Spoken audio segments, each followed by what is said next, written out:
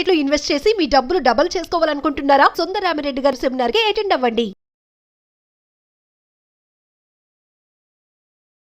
నమస్తే, welcome to Suman TV. Present మనతో పాటు ఉన్నారు certified wealth manager Sundar Rama Reddy గారు. నమస్తే సార్. నమస్తే. Sir, gold and silver prices గురించి మాట్లాడుకుంటే అటు వార్ కంప్లీట్ అయిపోయిందని అనుకోవచ్చు. నెక్స్ట్ హర్మోజ్ జలసంధి కూడా ఓపెన్ చేసేసారు. మరి క్రూడ్ ఆయిల్ ధరలు కూడా కొంచెం తగ్గిపోతున్నాయి. మరి ఈ నేపథ్యంలో గోల్డ్ అండ్ సిల్వర్ కూడా తగ్గుతున్నట్టే అనిపిస్తుంది. మరి తగ్గుతుంది అనుకోవచ్చు అంటారా? డెఫినెట్గా అండి. ఎందుకంటే అండ్ వరల్డ్ వైడ్గా ఇంత ముందులాగా గోల్డ్ మీద అంత మోజులు లేదనమాట ఇప్పుడు. అంటే అంత బాక్సింగ్ లేదు ఇప్పుడు. ప్రస్తుతానికి ఏంటంటే వరల్డ్ వైడ్గా అన్ని చోట్ల లేదు, ఇన్ఫ్లేషన్ పెరుగుతుంది. ఈ హార్మోజ్ జలసంధి మూసేసిన కాడి నుంచి వచ్చిన సైడ్ ఎఫెక్ట్స్ వల్ల అన్ని దేశాల్లో కూడా ఇన్ఫ్లేషన్ పెరుగుతుంది. ఇప్పుడు ఇండియా కూడా పెరగబోతుంది అనమాట. అందుకని సెంట్రల్ బ్యాంక్స్ అన్నీ లేదు, ఇన్ఫ్లేషన్ ఎలా కంట్రోల్ చేయాలా అని తలబద్దలు కొట్టుకుంటాయి. అందుకని ఈ టైంలో గోల్డ్ ప్రైస్ కొని అంత ఉండలేదన్నమాట సెంట్రల్ బ్యాంక్ సైడ్ కూడా. అంటే కాబట్టి వాళ్ళు లిక్విడిటీ మీద ఫోకస్ ఎక్కువ చేస్తారు. రెండోది డాలర్ ఇండెక్స్ 100 దాటింది. చాలా బ్యాడ్ న్యూస్ అనమాట అది కమోడిటీ మొత్తానికి కూడా. నిన్నది మార్కెట్లో 180 దాకా వచ్చేసింది అనమాట. దాని మీనింగ్ ఏంటంటే డాలర్ ఇంకా స్ట్రాంగ్ అవబోతుంది. రెండోది అమెరికాలో వడ్డీ రేట్లు పెంచుతామని చెప్పేసి మన మీటింగ్ అప్పుడు క్లియర్ ఇచ్చారన్నమాట ఇండికేషన్. దట్ మీన్స్ ఏంటంటే ముందు రోజుల్లో వడ్డీ రేట్లు పెరగడమే తప్ప తగ్గే ఛాన్స్ ఎక్కడా లేదు. గోల్డ్కి డిమాండ్ రావాలంటే వడ్డీ రేట్లు బాగా తగ్గాలి. వడ్డీ రేట్లు బాగా తగ్గితే గోల్డ్కి డిమాండ్ వస్తుంది. ఇప్పుడు వడ్డీ రేట్లు పెరిగేలాగా ఉందనుకోండి, సేఫ్టీగా అక్కడే నాకు ఎక్కువ డబ్బు వస్తుందని అట్టే షిఫ్ట్ అవుతారనమాట.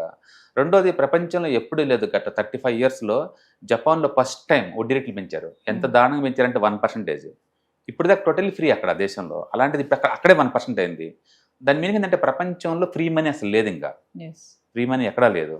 అందుకని ప్రపంచవ్యాప్తంగా అన్ని చోట్ల కూడా మనీకి పర్టికులర్ డాలర్కి బాగా షార్టేజ్ ఉందన్నమాట. అందుకని డాలర్ల మీద పెట్టుకోవటం మీద ఎక్కువ ఫోకస్ చేస్తున్నారు. మినిమం వడ్డీ నాకు గ్యారెంటీ అన్నట్టు జనాలు ఫోకస్ చేస్తున్నారు. అందుకని ఈ టైంలో లాస్ట్ ఇయర్ లాగా గోల్డ్ సిల్వర్ కొంటారా అంటే కొనకపోవచ్చు ఆ రేంజ్లో కూడా. రెండోది ప్రపంచంలో బిగ్గెస్ట్ గోల్డ్ ఇంపోర్ట్ చైనా వాళ్ళు, ఇండియా వాళ్ళు. ఇండియాలో ఏంటంటే మోడీ గారు చెప్పారు ఈ సంవత్సరం వరకు కొంచెం పోస్ట్పోన్ చేసుకోండి, డాలర్ని సేవ్ చేయండి అని. ఆయన చెప్పినట్టే మార్కెట్ కూడా పాజిటివ్ రెస్పాండ్ అయిపోయింది. ఇప్పుడు గోల్డ్ ఇంపోర్ట్స్ 90% డ్రాప్ అయినాయి లాస్ట్ మంత్. ఒక మంత్లోనే 90% డ్రాప్ అయినాయి. జనరల్గా 75 నుంచి 100 కేజీల వరకు ఇంపోర్ట్ చేసుకుంటా పర్ మంత్. అలాంటిది ఇప్పుడు 90% డ్రాప్ అయింది లాస్ట్ 1 మంత్లోనే. అంటే ఇండియాలో అంత రీసైక్లింగ్ ఎక్స్చేంజ్ మేళతో నడుతున్నాయి అనమాట అన్ని షాప్స్ అన్నీ కూడా. అందుకని క్లియర్ అనమాట. వరల్డ్ వైడ్గా చూసుకుంటే ఇండియా లాంటి పెద్ద కన్జ్యూమరే గోల్డ్ తగ్గించుకున్నారు. చైనా అయితే గోల్డ్ కొంటున్నారు. అండ్ ప్రపంచవ్యాప్తంగా అన్ని చోట్ల కూడా డాలర్ ఇండెక్స్ బలపడుతుంది కాబట్టి అందులో ఇన్వెస్ట్ చేసే వాళ్ళు ఎక్కువ అవుతున్నారు. కాబట్టి నెక్స్ట్ 6 months కూడా అండ్ గోల్డ్ రేట్లు పెరుగుతాయి అంటే చెప్పడం కష్టమే. అండ్ రీసెంట్గా ఇంటర్నేషనల్ బ్రోకర్స్ వాళ్ళు కూడా సిటీ కమోడిటీ డివిజన్ వాళ్ళు క్లియర్గా సెప్టెంబర్ దాకా గోల్డ్ రేట్లు బిలో $4,000 ఫర్ ఔన్స్ వచ్చే ఛాన్స్ ఎక్కువ ఉందన్నారు. అండ్ వాళ్ళు చెప్పినట్టే గోల్డ్ బాగా వాలటిలిటీ గ్రోత్ ఉందన్నమాట. కాబట్టి ఈ ఇయర్ ఎండింగ్ కల్లా కూడా గోల్డ్ డెఫినెట్గా బిలో $4,000 ఫర్ ఔన్స్ వచ్చే ఛాన్స్ ఎక్కువ ఉంది.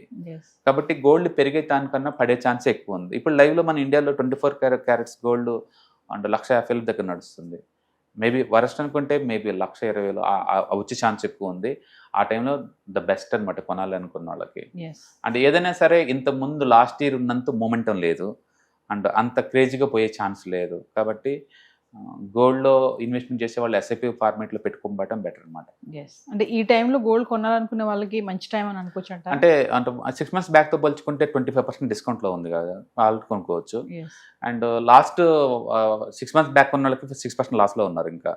బట్ 1 year బ్యాక్ కొంటే స్టిల్ 20% ప్రాఫిట్లో ఉన్నారు కదా, 25% దాకా ప్రాఫిట్లో ఉన్నారు లాస్ట్ 1 year బ్యాక్తో పోల్చుకుంటే.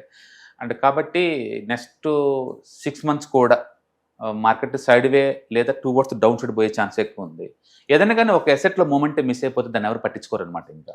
కాబట్టి పెరిగేదానికన్నా కూడా పడేదానికి ఛాన్స్ ఎక్కువ ఉంది. అలాగని టూ మచ్ పడే ఛాన్స్ లేదు.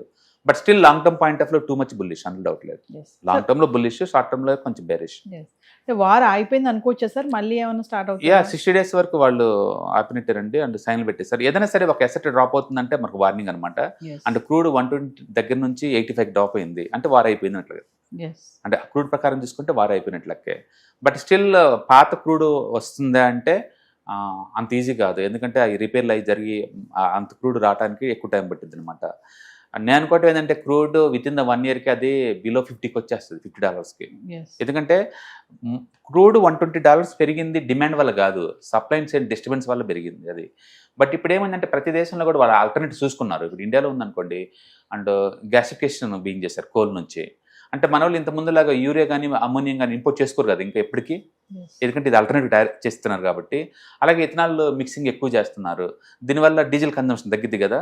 ఈలోపు ఎలక్ట్రికల్ వెహికల్స్ అవి కొంచెం పెంచుతున్నారు, అది కూడా తగ్గిద్ది కదా. అట్లా వరల్డ్ వైడ్గా ప్రతి కంట్రీ కూడా లేదు ఆల్టర్నేటివ్ చూసుకుంటుంది.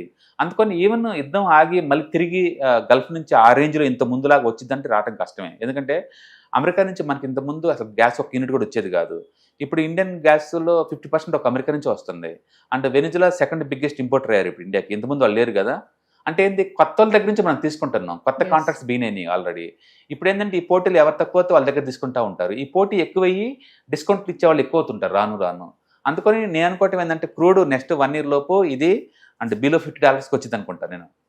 ఎస్ అందుకని క్రూడ్ స్టోరీ అయిపోయినట్లకే. కాబట్టి వరల్డ్ వైడ్గా ఇన్ఫ్లేషన్ తగ్గే ఛాన్స్ ఎక్కువ ఉంది. ఏదైనా కానీ next 1 or 2 months very challenging.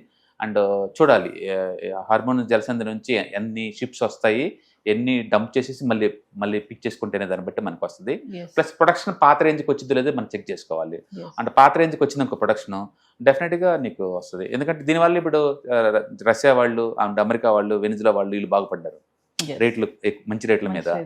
ఇప్పుడు వాళ్ళ క్లయింట్స్ మళ్ళీ కొంత గల్ఫ్కి పోవాలి కదా, పోటీ ఎక్కువ అవుతుంది, డిస్కౌంట్ ఆఫర్స్ ఎక్కువ అవుతుంది, కాబట్టి రేట్ తగ్గే ఛాన్స్ ఎక్కువ ఉంది. కాబట్టి నేను అనుకోవటం ఏంటంటే and within the 2-3 months కల్లా బిలో 70కి, విత్ ఇన్ ద 1 year కల్లా బిలో 50కి వచ్చిందని నేను అనుకుంటున్నాను. Thank you. Hi, 1 day classroom ఎన్విరాన్మెంట్లో ఆఫ్లైన్ వెబినార్ జరగబోతుంది. అండ్ ఇంట్రెస్ట్ ఉన్న పార్టిసిపెంట్స్ ఈ కింద స్క్రోల్ అవుతున్న నెంబర్కి రింగ్ చేసుకొని సీట్ బుక్ చేసుకోండి. దీంట్లో ETFs, index funds and mutual funds మీద completely and hand holding experience మీకు ప్రొవైడ్ చేయబడుతుంది. దీని ద్వారా ఏంటంటే మనం ఎసెట్స్ని స్టాక్ మార్కెట్లో ఎలా మేనేజ్ చేసుకోవాలి, ఎలా గ్రో చేసుకోవాలి, ఎలా ప్రొటెక్ట్ చేసుకోవాలో అంటే ప్రాక్టికల్గా నేర్చుకుంటారు. కాబట్టి ఇంట్రెస్ట్ ఉన్న పార్టిసిపెంట్స్ కింద స్క్రోల్ అవుతున్న నెంబర్కి పింగ్ చేసి సీటు రిజర్వ్ చేసుకోండి. Thank you.